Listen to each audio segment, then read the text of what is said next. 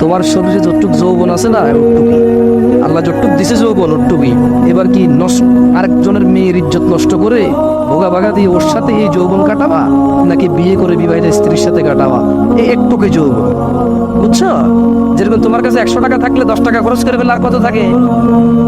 ধরেন এক লোকের কাছে 100 টাকা আছে, কত আছে? 5 টাকার মদ খেলো, কি খেলো? 5 টাকার গাঁজা খেলো, কি খেলো? গাঁজা। 5 টাকা দিয়ে তারপরে 5 টাকা দিয়ে সে মুখ খেলো, কি খেলো? 5 টাকায় ঘু খেলো, কি খেলো? 5 টাকা ছিঁড়ে ফেলে দিছে। এভাবে তার 25 টাকা চলে গেলে আর কত থাকে? কত থাকে?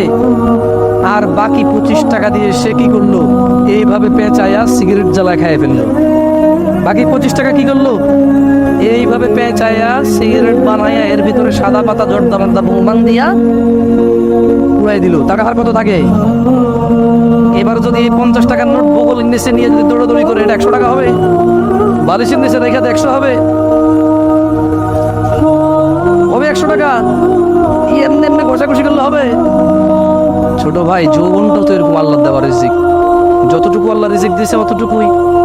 এখন আজে বাজে কাজে নষ্ট করবা, আজে বাজে কাজে নষ্ট করবা, পরে তোমার স্ত্রী বঞ্চিত হবে, ওখানে তুমি লাঞ্ছিত হবা, ওখানে তুমি কথা বলার জন্য তোমার অতটুকু তোমার সৎ সাহস থাকবে না।